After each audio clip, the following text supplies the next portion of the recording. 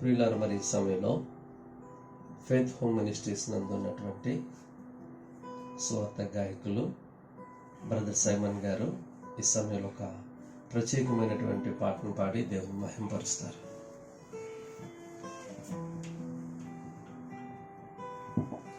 దేవుని నామానికి మహిమ కలుగును గాక. మరి అవకాశం ఇచ్చిన దైవజనులకు ప్రత్యేకమైన వందనాలు. మరి ఇక యూట్యూబ్ ద్వారా మరి ఆరాధనలో పాలు పొందుతున్న సహోదరులందరికీ కూడా నా ప్రత్యేకమైన హృదయపూర్వక వందనాలు చెల్లిస్తున్నాను. ఒక ప్రత్యేకమైన పాట పాడి మనం దేవుని నామాన్ని మహింపరచుకుందాం.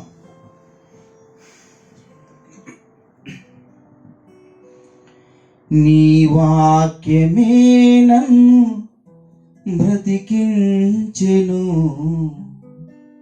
బాధలలో నెమ్మదినిచ్చెను.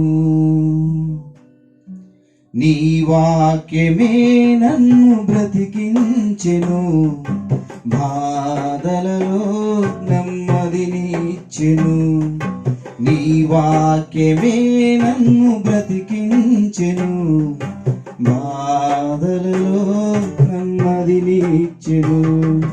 కృపాశక్తి దయా సత్య సంపూర్ణుడా, వాక్యమయ్యున్న యేసు వందనమయ్యా.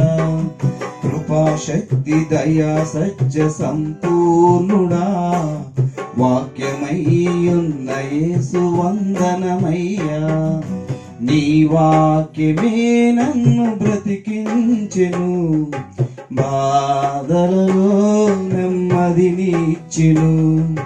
నీ వాక్యమే నన్ను బ్రతికించెను, బాధలలో నెమ్మదినిచ్చెను. జిగటగల ఊబి నుండి లేవనెత్తెను, సమతల మగు భూమిపై నన్ను నిలిపెను. జిగటగల ఊబి నుండి లేవనెత్తెను, సమతల మగు భూమిపై నన్ను నిలిపెను. నా పాదములకు దీపమాయెను, నా పాదములకు దీపమాయెను. సత్యమైన మార్గమందు నడుపుచుండెను, సత్యమైన మార్గమందు నడుపుచుండెను. నీ వాక్యమే నన్ను బ్రతికించెను, బాధలలో నెమ్మదినిచ్చెను. నీ వాక్యమే నన్ను బ్రతికించెను, బాధలలో నెమ్మదినిచ్చెను. శత్రువులను ఎదుర్కొను సర్వాంగ కవచమై యుద్ధమునకు సిద్ధ మనసు ఇచ్చుచున్నది. శత్రువులను ఎదుర్కొను సర్వాంగ కవచమై యుద్ధమునకు సిద్ధ మనసు ఇచ్చుచున్నది. అపవాది వేయుచున్న అగ్ని బాణములను, అపవాది వేయుచున్న అగ్ని బాణములను ఖడ్గం వలె ఎదుర్కొని ఆపివేయుచున్నది, ఖడ్గం వలె ఎదుర్కొని ఆపివేయుచున్నది. నీ వాక్యమే నన్ను బ్రతికించెను, బాధలలో నెమ్మదినిచ్చెను. నీ వాక్యమే నన్ను బ్రతికించెను, బాధలలో నెమ్మదినిచ్చెను. పాల వంటిది జుంటె తేనె వంటిది, నా జిహ్వకు మహామధురమైనది. పాల వంటిది జుంటె తేనె వంటిది, నా జిహ్వకు మహామధురమైనది. మేలిమి బంగారు కన్న మిన్న అయినది, మేలిమి బంగారు కన్న మిన్న అయినది. రత్నరాసుల కన్నా కోరదగినది, రత్నరాసుల కన్నా కోరదగినది. నీ వాక్యమే నన్ను బ్రతికించెను, బాధలలో నెమ్మదినిచ్చెను. నీ వాక్యమే నన్ను బ్రతికించెను, బాధలలో నెమ్మదినిచ్చెను. కృపాశక్తి దయ సత్య సంపూర్ణుడా, వాక్యమయ్యున్న యేసు వందనమయ్యా. కృపాశక్తి దయ సత్య సంపూర్ణుడా, వాక్యమయ్యున్న యేసు వందనమయ్యా. నీ వాక్యమే నన్ను బ్రతికించెను, బాధలలో నెమ్మదినిచ్చెను. నీ వాక్యమే నన్ను బ్రతికించెను, బాధలలో నెమ్మదినిచ్చెను. హల్లెలూయా. దేవునికి స్తోత్రం కలుగును గాక. ప్రియులారా, మనం వాక్య ధ్యానంలోనికి మనం ప్రవేశిద్దాం. ఆదికాండము 15వ అధ్యాయము 16వ వచనాన్ని మనము చదువుకుందాము. ఆదికాండము 15వ అధ్యాయము 16వ వచనాన్ని నేటి దినపు ధ్యానం కొరకు వాక్యం ధ్యానం చేద్దాం. అమోరీయుల అక్రమము ఇంకనూ సంపూర్ణము కాలేదు గనుక నీ 4వ తరము వారు ఇక్కడికి మరలా వచ్చేదరని నిశ్చయముగా తెలుసుకొనుమని అబ్రహాముతో చెప్పాను. సరే ప్రియులారా, చదువుకున్న వాక్యం బట్టి ప్రార్థన చేసుకొని వాక్యమును ధ్యానిద్దాం. పరిశుద్ధుడా, ప్రేమగల మా దేవ, మీకు వందనాలు. పాటల్లో మమ్మల్ని నడిపించిన మా దేవ, వాక్యం నందును కూడా మాకు తోడుగా ఉండి నడిపించమని వాక్యము మమ్ములను మీ చేతులకు అప్పగిస్తూ యేసుక్రీస్తు నామమున వేడుకొంచున్నాను పరమ తండ్రి, ఆమేన్. ప్రియులారా, దేవుడైనటువంటి యెహోవా భక్తుడైనటువంటి అబ్రహాంతో మాట్లాడుతూ ఉన్నటువంటి ఒక సందర్భంలో చెప్పినటువంటి ఈ మాట.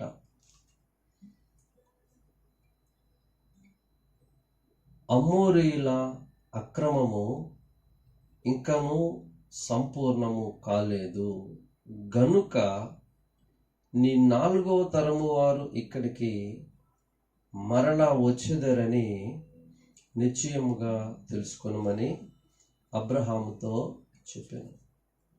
దేవుడు అబ్రహాముతో మాట్లాడడము ప్రారంభించి అనేక విషయాలు మాట్లాడుతూ తన యందు విశ్వాసం ఉంచుటకు కారణమైనటువంటి భూభాగము, పాలు తేనెలు ప్రవహించేటటువంటి వాగ్దాన భూమి కానాను.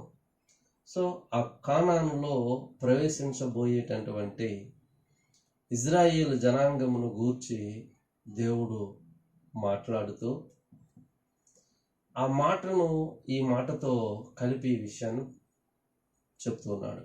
అదేమిటంటే, అమోరీయుల యొక్క అక్రమము ఇంకనూ సంపూర్ణము కాలేదు. గమనించాలి ప్రియులారా, దేవుడు అబ్రహాంతో మాట్లాడుతూ అమోరీయుల అని ఒక జనాంగమును గూర్చి మాటను ఇక్కడ పలుకుతుంటున్నాడు. అమోరీయుల అనగా అమోరీయులు అనబడేటటువంటి ప్రజల యొక్క అక్రమము అనగా క్రమము కాని జీవితమును గురించి మాట్లాడుతూ, అక్రమము ఇంకానూ సంపూర్ణము కాలేదు అనగా ఇక్కడ దేవుని యొక్క భావాన్ని ఆ మాటల్లో మనం గమనించి చూస్తే, అమోరీయులు అనబడేటటువంటి జనాంగము ఆ కానాన్ దేశంలో జీవిస్తూ ఉన్నారు. అబ్రహాం కాలంలో జీవిస్తూ ఉంటుండగా ఆ అమోరీయుల యొక్క జీవితాలను దేవుడైన యెహోవా చూచినప్పుడు దేవుని కంటికి వారు ఎలాగున కనబడ్డారు అని అంటే అక్రమముగా నడుచుకునేటటువంటి ప్రజలుగా కనబడ్డారు. అయితే అలాగున నడుస్తూ ఉంటున్నటువంటి ఆ జనాంగం యొక్క ఆ అక్రమ వ్యవహారము లేదా ఆ జీవన విధానము ఇంకా సంపూర్ణము కాలేదు. సంపూర్ణము అనేటటువంటిది కొలమానపు భాష. కొలమానపు భాష అనగా దేవుడు ఆ ప్రజలను చూస్తూ ఉన్నాడు, ఆ ప్రజల యొక్క అక్రమమును గమనిస్తూ ఉన్నాడు. ఆ ప్రజలు అక్రమమును కలిగిన వారే దానిని ఏ స్థాయిలో కలిగి ఉన్నారో ఆ విషయాన్ని దేవుడు అబ్రహాంతో మాట్లాడుతూ ఉన్నాడు. గొప్ప విషయం ప్రియులారా. ఏ ప్రాంతాన్ని అయితే దేవుడు ఇశ్రాయేలులకు ఇస్తానని వాగ్దానం చేస్తా ఉన్నాడో ఆ వాగ్దాన భూమిలో ఆ కాలమునందు అబ్రహాము కాలములో అమోరీలు అనబడినటువంటి జనాంగము బలిష్టమైనటువంటి ప్రజలుగా విస్తరించి ఉన్నారు.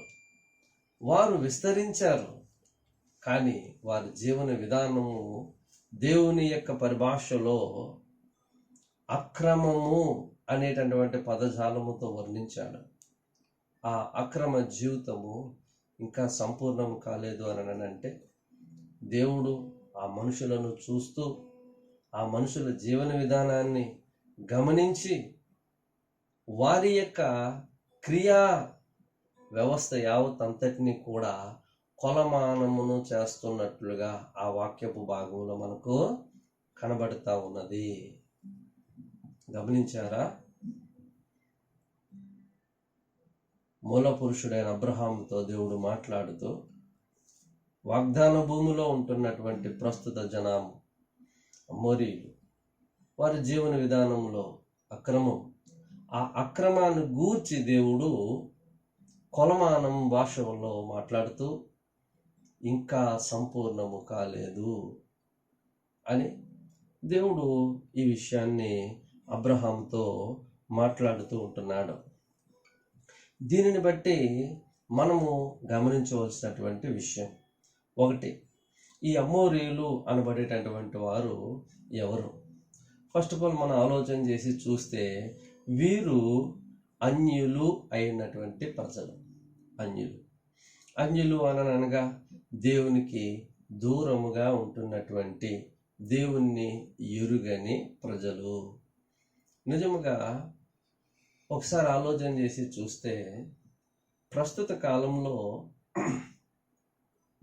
కరోనా అనేటటువంటి వైరస్ యొక్క ప్రభావం వల్ల గవర్నమెంట్ ఇచ్చేటటువంటి మరొక ప్రత్యేకమైనటువంటి ఆదేశాలలో మనిషికి మనిషి సామాన్య దూరాన్ని పాటించాలి. ఈ క్రిములు లేదా ఈ యొక్క వైరస్ ఒకరి నుండి మరొకరికి సోకకుండగా వారి వలన ప్రాణాలకు హాని కలగకుండా ఉండాలన్న ఉద్దేశం చేత సామాన్య దూరాన్ని పాటించండి అని చెప్పేసి మరి ప్రభుత్వం వారు ప్రజలకు ఆదేశాలు ఇస్తూ ఉంటున్నారు. కానీ దేవాది దేవుని యొక్క లేఖనాల్లో దేవుడు తన పిల్లలైన వారికి ఈ మాటలను ముందుగానే చెప్పాడు, వారి ఆత్మల రక్షణ కొరకు.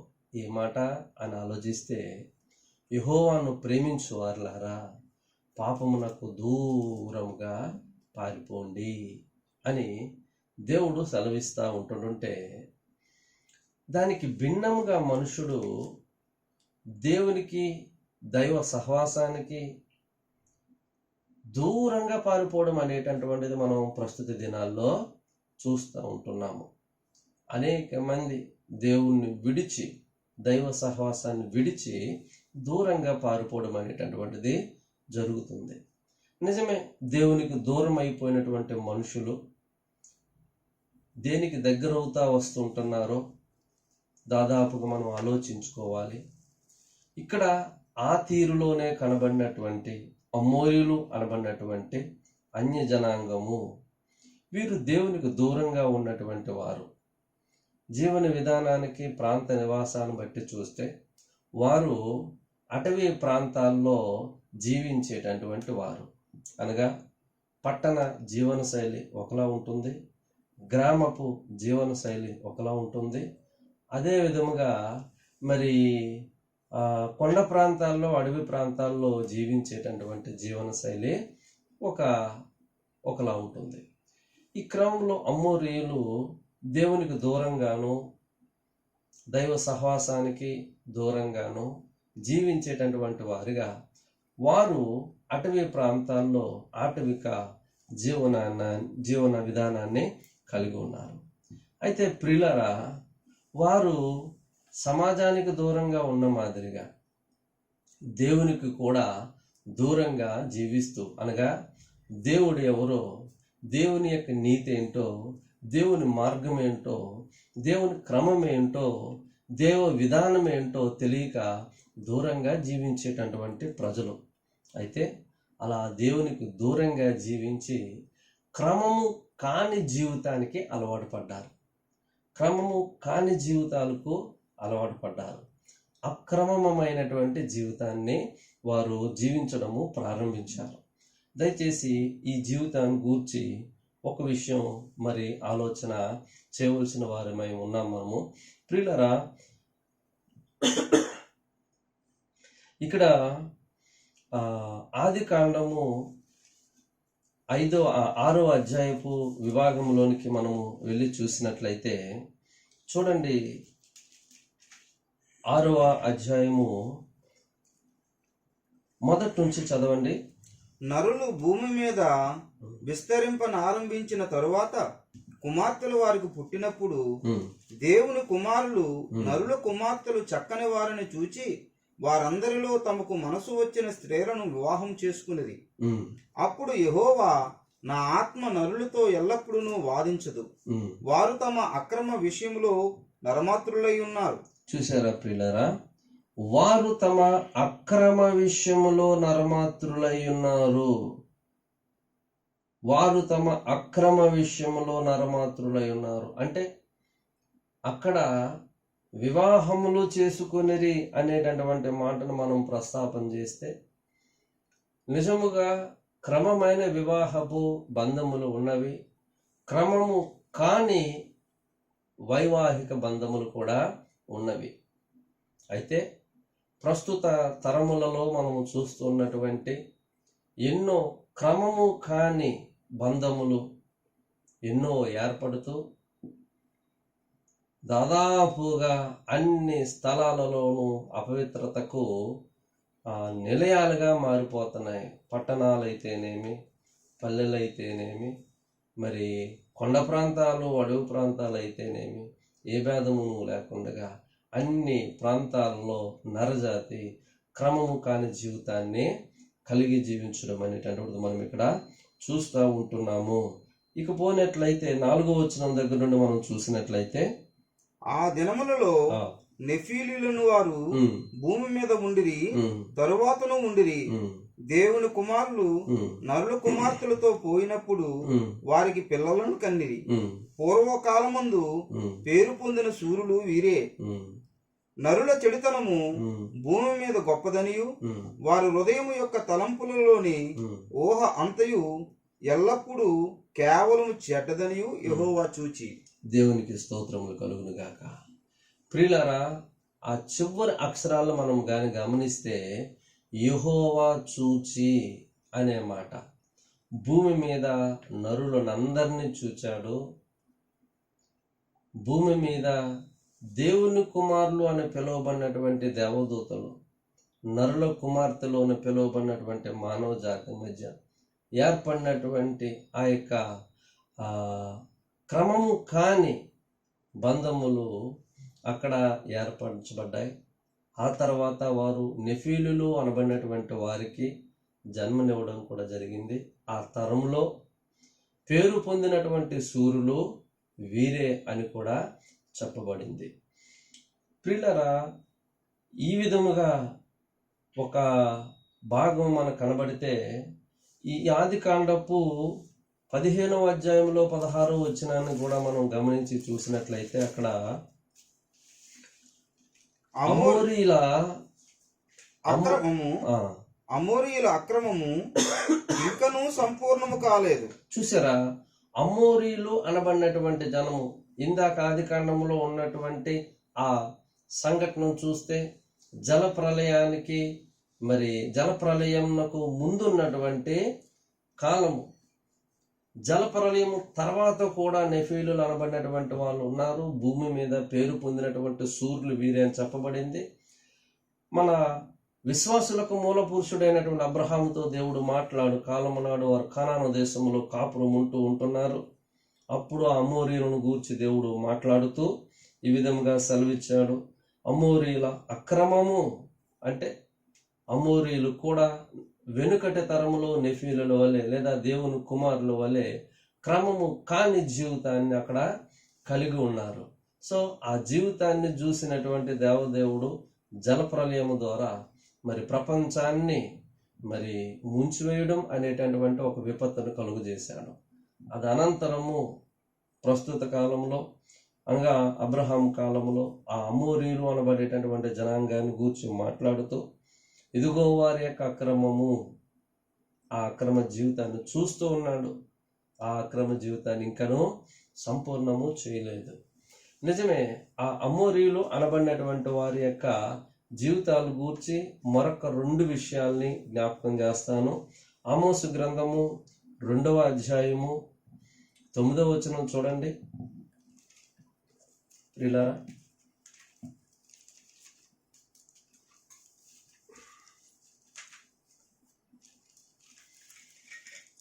ఆమోసు గ్రంథము 2వ అధ్యాయము 9వ వచనం.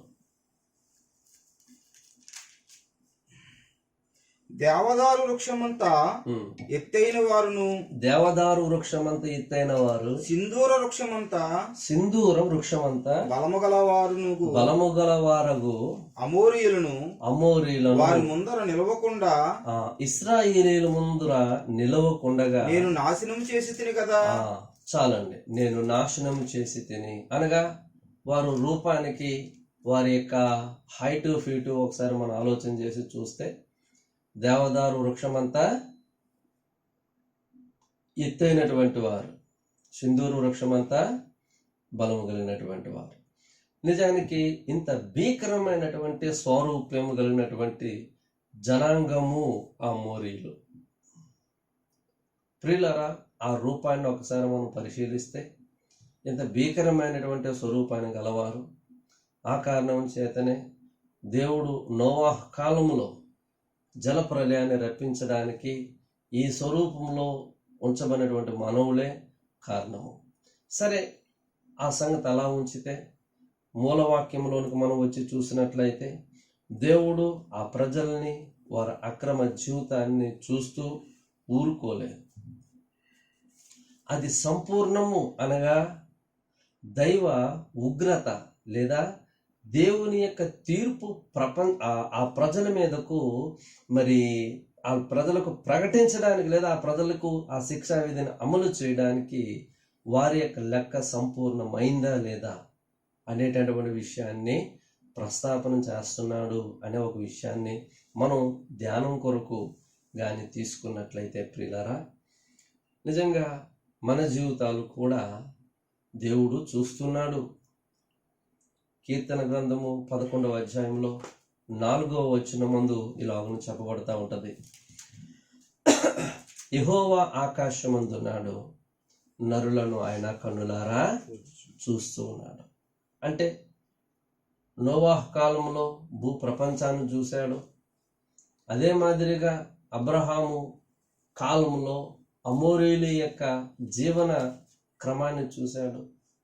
తదుపరి కాలం యావతంతట్లోనూ మరి లోకమంతటిని కూడా చూస్తున్నాడు అని అనగా నిన్ను నన్ను మనందరిని కూడా చూస్తున్నాడు అనే ఒక విషయాన్ని మనందరం కూడా బహు జాగ్రత్తగా దృష్టిలో పెట్టుకోవాల్సిన అవసరత మనకుంది. కనుకనే మనము అర్థం చేసుకోవాలి. సరే, ఇదే విధమైనటువంటి మరొక సందర్భాన్ని మనము జ్ఞాపకం చేసుకొని కానీ చూసినట్లయితే అదే ఆదికాండము 18వ అధ్యాయంలో 20వ వచనాన్ని 21వ వచనాన్ని మనము గమనించాలి. మరియు యెహోవా సొదొమ గొమొర్రాలను గూర్చి మొర గొప్పది గనుక వాటి పాపమును బహుభారమైనది గనుకను నేను దిగిపోయి నా యొద్దకు వచ్చిన ఆ మొర చొప్పుననే వారు సంపూర్ణముగా చేసిరో లేదో సూచెదను, చెయ్యని ఎడల నేను తెలుసుకుందునను. ప్రియులారా, ఒక విషయం గమనించండి, సేమ్ అలాంటి మాటనే, అమోరీయులను గూర్చి మాట్లాడినటువంటి మాటనే వారి లెక్క సంపూర్ణము కాలేదు అని అంటున్నాడు లెక్క వేసి.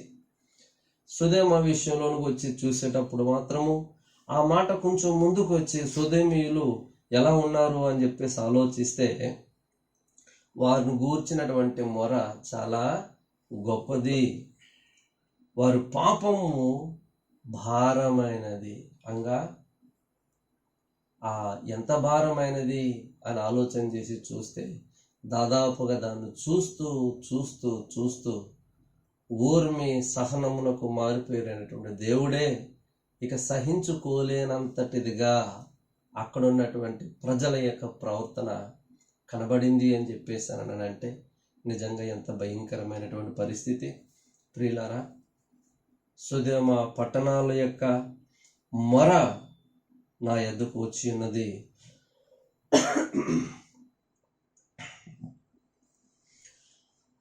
సుధేమ గుమెరాలను గూర్చిన మొర గొప్పది గనుక వాటి పాపము బహుభారమైనది. నేను దిగిపోయి నా ఎద్దకు వచ్చిన ఆ మొర చొప్పుననే. అనగా చూసారా, నేను దిగి వెళ్ళి నా ఎద్దకు వచ్చినటువంటి ఆ యొక్క కంప్లైంట్ను బట్టి నిజముగా భూమి మీద ఉన్నటువంటి ఆ పట్టణాలను గూర్చినటువంటి మొర దేవుని ఎద్దకు ఎలా చేరింది, ఇది వేరు విషయం. సరే, దాని గురించి తర్వాత ప్రస్తాపించాను. చేరింది, దాన్ని గూర్చినటువంటి ప్రస్తాపన చేరింది. సో అది అవునా కాదా, అది ఎంతవరకు వచ్చింది అనే విషయాన్ని పరీక్షించుట కొరకై దేవుడు దిగి వచ్చాడు. ఎక్కడికి? సుధేమ గుమెర పట్టణాలకు దిగి వచ్చిన తర్వాత నిజముగా అక్కడ ఉన్నటువంటి పరిస్థితి, వారు సంపూర్ణము చేసురు లేదో నేను చూచేదాను. అంటే వారు తమ క్రియల యొక్క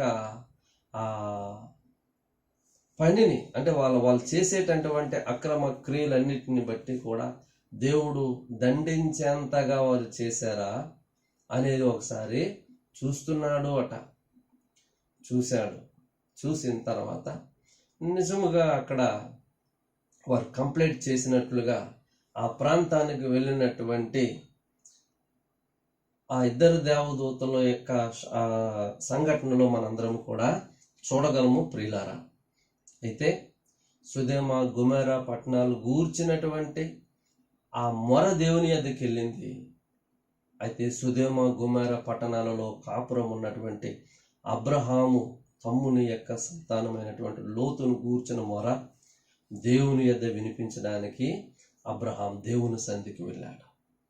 నిజమే, దైవ ఉగ్రతకు ఆ ప్రాంతము గురి కాబోతూ ఉన్నది.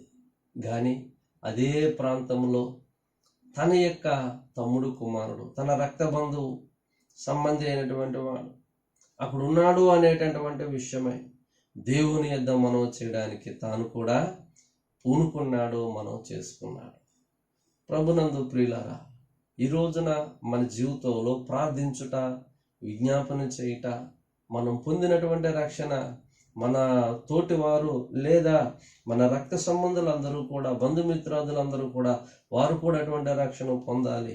నాశనము ఈ లోకం మీదకు రాబోతోంది, దాంతోపాటు వాళ్ళు కూడా నశించుకోకూడదనే ప్రస్తాపన, ఆ యొక్క ధ్యాస నీలో ఎంతవరకు ఉంది ఒకసారి ఆలోచించు. సో సుధేమను గూర్చినటువంటి మొర దేవుని యొద్దకు వెళ్ళింది. దానికి ప్రతిదండన చేయడానికి దేవుడు నిశ్చయించుకొని దిగి వచ్చాడు. ఆ సందర్భంలోనే మొర పైకి వెళ్ళడము, దేవుడు కిందకి దిగి రావడము, ఈ రెండిటికి మధ్య అబ్రహాము తన విన్నపాన్ని దేవుని మధ్యకు తీసుకువెళ్ళినప్పుడు తన ప్రార్థనకు ప్రత్యుత్తరముగా మరి దేవుడు లోతును తన కుటుంబాన్ని రక్షించినట్లుగా ఆ చరిత్రలో మనము చూడగలం. ప్రియులారా, లోకమంతయు కూడా నాశనానికి వెళ్ళేటటువంటి పరిస్థితులు మొత్తం చుట్టుముడుతూ ఉంటున్నాయి. క్రైస్తవుడా, రక్షింపబడినటువంటి దేవుని కుమారుడా, కుమార్తె, ఒకసారి ఆలోచించు. నీ సహోదరులు గూర్చినటువంటి లేదా నీ బంధువర్గాన్ని గూర్చినటువంటి ఆ భారము అబ్రహాము వలె ఉన్నదా? అబ్రహాము మాకు తండ్రి అని చెప్పేసి ఇశ్రాయేలు అనుకున్నారు, కానీ అటు వారికి దేవుడు సర్ప సంతానం అని ఒక సందర్భంలో గద్దించవలసి వచ్చింది. నేడు తరములో మనం కూడా ఒకసారి ఆలోచించుకోవాలి. అబ్రహాము విశ్వాసులకు మూల పురుషుడు విశ్వాసిగా, ప్రార్థనా పరుడుగా అక్కడ దేవుని సన్నిధానంలో వేడుకునేవాడుగా ఉన్నాడు. మరి నువ్వెలాగున్నావు? కాస్త పరీక్షించు నీ ప్రార్థన జీవితాన్ని. సో ప్రియులారా, ఇక్కడ సంపూర్ణం అయిందో లేదో అనేది చూస్తానన్నాడు. నిజముగా సంపూర్ణం అయిందా లేదా అని అంటే సంపూర్ణం చేశారు. అక్కడ ఉన్నటువంటి ప్రజలందరూ కూడా తమ ప్రాంతం అంతయు కూడా దైవ ఉగ్రతకు సరితూగేంతగా తమ పాపమును కంప్లీట్ చేశారు. కాబట్టి ఆకాశం మీద నుంచి అగ్ని దేవుడు పంపించాడు. సో ఆ తర్వాత ఆ ప్రాంతం అంతా కూడా దహించబడింది అనే విషయం అది మనందరికీ కూడా తెలిసిన విషయమే.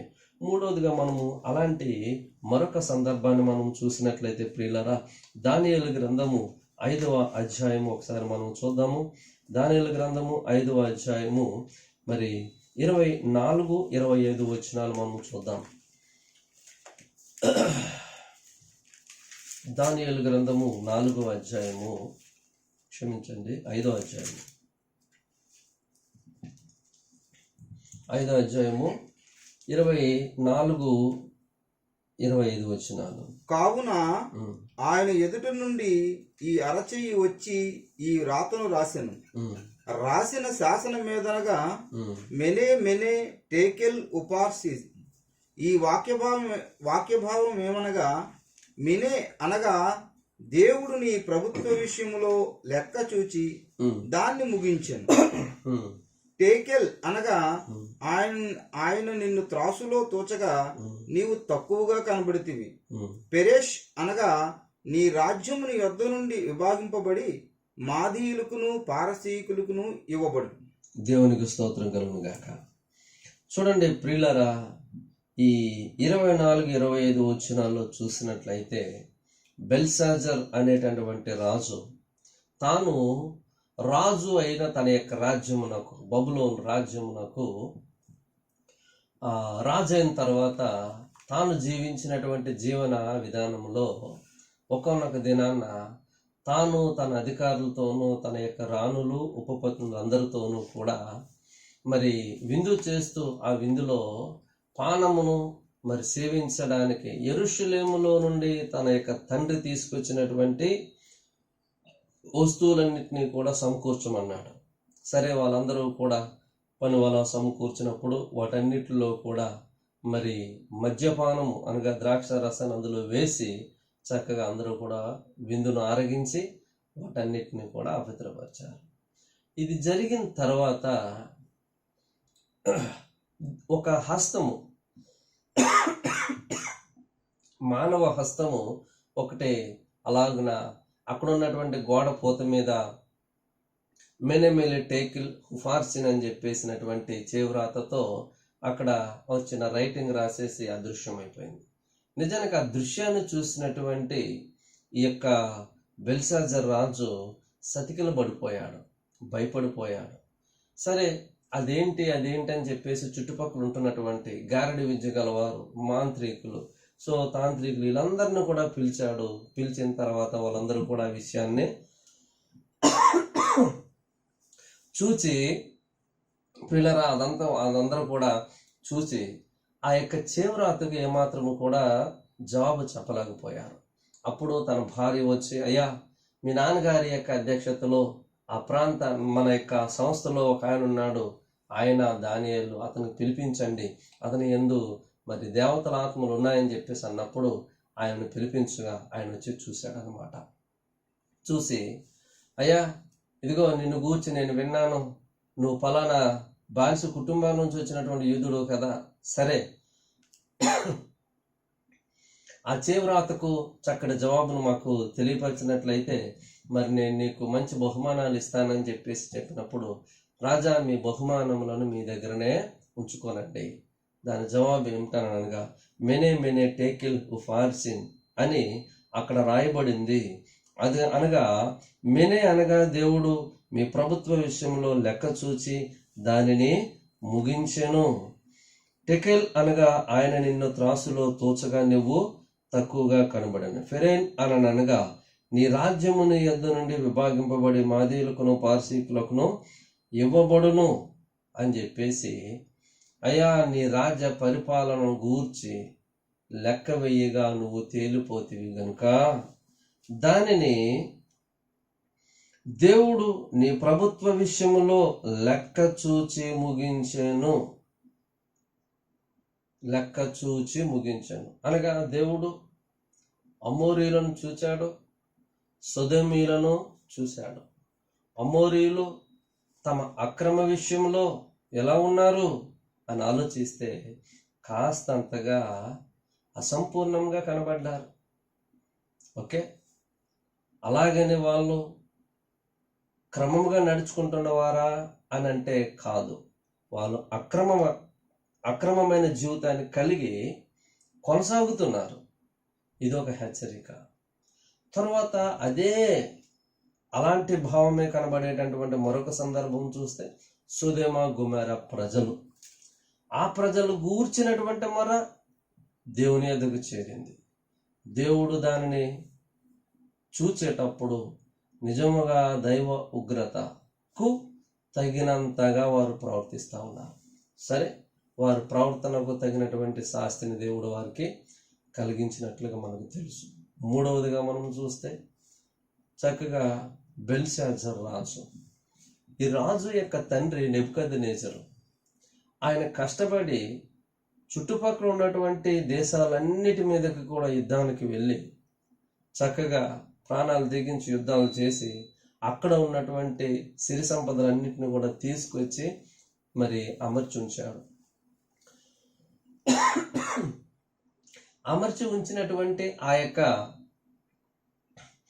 ధనాన్ని, అధికారాన్ని, రాజ్యాన్ని అన్నిటిని కూడా అనుభవిస్తూ ఉంటున్నాడు. అయితే తన తండ్రి చేసినటువంటి మరి యుద్ధాలు ఈయన చేసినట్లుగా కనబడలేదు, కానీ తన తండ్రి చేసినటువంటి చర్యల్లో మరి కొన్ని పొరపాట్లైనటువంటి దానిని తెలుసుకొని కూడా అటిదానినే అనుసరించి నడిచి తాను కూడా దేవుని దృష్టిలో దోషిగా తన పాపమును సంపూర్ణం చేశాడట. అనగా తాను రాజ్యమును పరిపాలించినటువంటి దినం మొదలుకొని ఈ విందును జరిగించేటటువంటి చివరి దినం వరకు కూడా తన ప్రవర్తన వలి ఎంతటిని కూడా దేవుడు చూచాడు. ప్రియులారా, లెక్కగట్టాడు. ఇక వీడు రాజుగా ఉండడానికి తగడు, సజీవుడుగా ఉండడానికి కూడా తగడు అని చెప్పేసి దేవుడు నిర్ధారణ చేసుకొని వెంటనే వానిని దండించాడు. వాడి యొక్క ఆంతర్యాన్ని ఈ విధముగా చూచినప్పుడు నిజముగా ఆయనను గూర్చి మాట్లాడుతూ చూడండి, 22-23 వచనాల్లో మనము చూసినట్లయితే, బెల్షాజరు అతని కుమారుడు నీవు ఈ సంగతులన్నీ ఎరిగియుండియు నీ మనస్సును అణుచుకొనక అనగా మనసును చూచాడు, తన మనసును ఆపుకోలేకపోతున్నాడు. తర్వాత పరలోకమందున్న ప్రభు మీద నిన్ను నీవే హెచ్చించుకుంటివి అనగా ఈ రెండు కూడా పతనమైనటువంటి లూసిఫర్ యొక్క లక్షణాలై ఉన్నది. అయితే ప్రియులారా, మరి ఇతను మనసును అదుపు చేసుకోలేనటువంటి తత్వమును గలవాడిగా ఇక్కడ మనము చూస్తూ ఉన్నాము. అయ్యో, ఇది ఎంత భయంకరమైనటువంటి విషయము. గమనించండి ప్రియులారా, బెల్షాజరు యొక్క మనస్సును చూచినటువంటి దేవుడు, ఆ మనస్సును ఆపుకోలేనటువంటి తత్వమును చూచినటువంటి దేవుడు ఈరోజు ప్రతి మనిషి యొక్క మనస్సును చూస్తున్నాడే. మరి ఈ దినాన్న నీ యొక్క మనసు, మనందరి యొక్క మనస్సులు ఏ విధముగా మనము అదుపు చేసుకుంటూ ఆ యొక్క జీవితాన్ని మనం గడుపుతుంటున్నాం. ఒకసారి ఆలోచించాలి. తాను యెరూషలేములో నుండి తీసుకొచ్చినటువంటి ఆ యొక్క వస్తువులలో ఆ యొక్క పదార్థాలను పోసి సేవించి సంతోషించాలి అనే ఒక మనసు వచ్చింది. మనసుకు వచ్చిందే తడుము, అలాగున ఆజ్ఞాపించి అలాగున చేశాడు. నిజంగా కొన్ని సమయాలలో మనసు ఏదో పిచ్చి తలంపులు, పిచ్చి ఆశలు, పిచ్చి కోరికలు ఎప్పుడో వెరపింపజేస్తా వస్తూ ఉంటుంటాయి. అయితే ప్రియులారా, వచ్చిందంతా కూడా అమల్లో పెట్టినట్లయితే మనుషులు తమ పాపమును ప్రారంభించడం మొదలుకొని క్రమమును కోల్పోయి అక్రమమైనటువంటి జీవితాలకు దిగజారిపోయి దాదాపుగా అందులో అమోరీల వలనలాగనో, సుదేమ గొమెర పట్టణస్థుల వలనలాగనో, లేదంటే ఒకవేళ ఈ బెల్షాజర్ రాజు వలనో ఒకవేళ జీవిస్తూ ఉండవచ్చునేమో. ఒకసారి మనము స్వపరీక్షను చేసుకుందాం.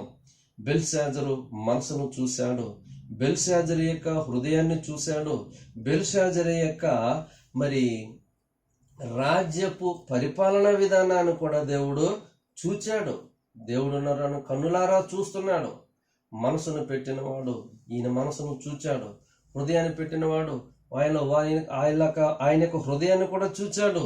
ఈయనకు రాజ్యాన్ని ఇచ్చినటువంటి వాడు రాజ్య పరిపాలన ఎలాగున మరి చేస్తున్నాడో కూడా చూచాడు.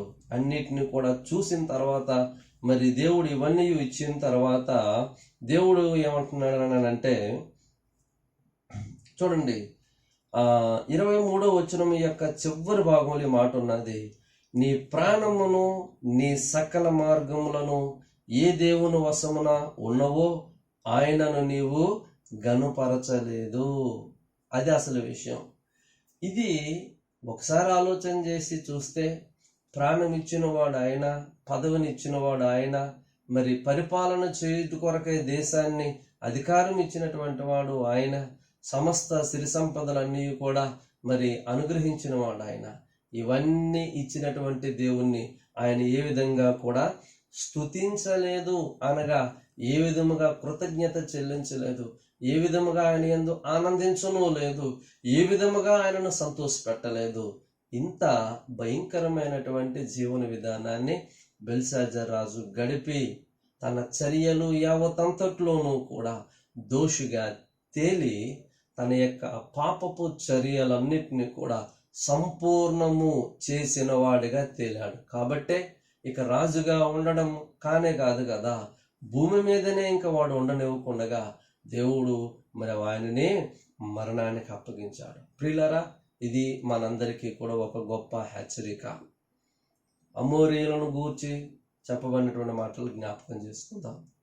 సుదేమ పట్టణస్థులను గూర్చి చెప్పబడినటువంటి మాటలు జ్ఞాపకం చేసుకుందాం. బెల్షాజర్ రాజును గూర్చి చెప్పబడినటువంటి మాటలను జ్ఞాపకం చేసుకుంటే మొదటి భాగంలో ఆయన చూస్తూ ఉంటున్నాడు. అది అవును, వారి యొక్క పాపము సంపూర్ణమైందా లేదా, వారి యొక్క అక్రమము సంపూర్ణం ఇంకనూ కాలేదు. ఓకే, రెండవదిగా మొదటిదిగా సూచనను అంటే, రెండవదిగా మనం చూసినట్లయితే నా యొద్దకు వచ్చినటువంటి మొర అని అన్నాడు. అంటే ఆ యొక్క ధ్వని వినబడింది, దేవుడు వినేవాడుగా ఉన్నాడు. ఆ తర్వాత ఇక్కడ లెక్క చూసి ముగించెను, చూసేవాడుగా ఉన్నాడు, వినేవాడుగా ఉన్నాడు. చూస్తూ వింటూ ఇక ఊరుకునేవాడు కాదు, ఆయన తీర్పును విధించేటటువంటి వాడై ఉన్నాడు అనే విషయాన్ని మనం గుర్తించుకొని మన చర్యలు యావత్ అంతట్లోనూ కూడా క్రీస్తు రక్తంలో కడగబడిన వాడిగా మనం ఉన్నామా లేదా, క్రీస్తు పోలికను, క్రీస్తు స్వభావాన్ని మనం కలిగి ఉన్నామా లేదా, మన మరణానంతరము ఆయన యొక్క రాజ్యమునకు హక్కుదారులుగా ఉన్నామా, తదుపరి తరంలో మనం ఆయన ముందట నిలబడేవారుగా ఉన్నామా. ఒకసారి మనము పరీక్షించుకుందాము. పరీక్షించుకొని ఒక బలిష్టమైన జనాంగాన్ని చూడనట్లుగా విడిచిపెట్టలేదు. ఒక గొప్ప పట్టణము సుదేమ గుమర పట్టణాలు, వృద్ధి చెంది అభివృద్ధిలోనికి వచ్చినటువంటి, గుర్తింపు చెందినటువంటి పట్టణాలు, ఆ పట్టణాన్ని కూడా చూడనట్లుగా ఊరుకోలేదు. గొప్ప ప్రపంచ ప్రఖ్యాతిగాంచినటువంటి రాజ్యము అందున్నటువంటి రాజకుమారుడు రాజు ఆయనను కూడా విడిచిపెట్టలేనప్పుడు సామాన్యమైనటువంటి నిన్ను నన్ను మళ్ళను దేవుడు చూడనట్లుగా ఎలా విడిచిపెడతాడో కాస్తంతగా ఆలోచించుకొని మన ఎద్దుకు, మన క్షేమం కొరకు, మన జీవము కొరకు తన పరిశుద్ధమైనటువంటి రక్తాన్ని, తన పరిశుద్ధమైనటువంటి శరీరాన్ని మన దగ్గరికి పంపిస్తున్నాడు అని అంటే మన మీద ఎంత ప్రేమ. ఈ గొప్ప హెచ్చరిక ద్వారా మనకు మనం పరీక్షించుకొని ఆయన జీవములో మనం పాలు పొంది ఆయన స్వరూపము గలవారమై మనము జీవిస్తూ ఆయన యొక్క రాకడలు ఎత్తబడుటకు సిద్ధపరచబడదాం. అటువంటి గొప్ప కృప ప్రభు మనందరికీ దయచేయునుగాక. ఆమేన్. ప్రార్థన. మమ్మల్ని అతి మిక్కిలిగా ప్రేమించిన మా పరమ తండ్రి, నీకు వందనాలు, స్తోత్రాలు. నీ కృప, నీ కనికరమును చూపించి మాకు మీరు అందించిన మీ దివ్య వాక్యం కొరకే వందనాలు. మా మూల పురుషుడైనటువంటి అబ్రహాంతో మీరు మాట్లాడి వాగ్దానాన్ని భూమిని గూర్చి ప్రస్తాపన చేస్తూ అక్కడ ఉన్నటువంటి అమ్మోనీయుల యొక్క జీవితాన్ని గూర్చి మాట్లాడినటువంటి ఆ సందర్భం మేము జ్ఞాపకం చేసుకున్నాం నాయన. నిజమే, వారు తమ అక్రమ విషయంలో సంపూర్ణులు ఇంకా కాలేదు. నిజమే, వారు అక్రమ జీవితాన్ని ప్రారంభించారు, కొనసాగుతున్నారని వారిని గూర్చి, సుదేమ పట్టణస్థులను గూర్చి, బెల్షాజర్ రాజును గూర్చి మా ముందుంచిన మమ్మను హెచ్చరించిన మా చర్యల్లో కూడా మేమును అటువారుగా మేము నిర్ధారితులు కాకుండా ప్రభా నాయనా, నువ్వు చూస్తూ చూడనట్లుగా, వింటూ విననట్లుగా విడిచిపెట్టక వాటన్నిటి విషయంలోనూ లెక్క చూచేవాడుగా ఉన్నావని, జీవింపజేయడానికి మరణింపజేయడానికి ఒకటిని నిశ్చయించుటకు నువ్వు శక్తివంతుడు అయి ఉన్నావని మరొకసారి మాకు హెచ్చరించున్నావు కనుక మా యొక్క దినచర్యలు యావతంతట్లో, వారపు చర్యలు యావతంతట్లో మీ దృష్టిలో ఏ విధమైనటువంటి దోషములు, ఆరోపణలు మేము కలిగి ఉన్నప్పటికైనా వాటన్నిటి విషయంలోంచి మమ్మల్ని క్షమించి శుద్ధులుగా చేసి మీ జీవమునకు మమ్మల్ని యోగ్యులుగా సిద్ధపరచి నడిపించమని ప్రార్థిస్తూ యేసు నామముపై వేడుకొంచున్నాను పరమ తండ్రి. తండ్రి అయిన దేవుని ప్రేమయు, కుమారుడైన యేసుక్రీస్తు వారి కృపయు, పరిశుద్ధాత్మ అన్యోన్య సహవాసము మనందరికీ నీ సదా తోడుగా ఉండి నడిపించునుగాక. ఆమేన్. యేసు రక్తమే ప్రవేశ రక్తమే సంపూర్ణ విజయం కలుగునుగాక. ఆమేన్.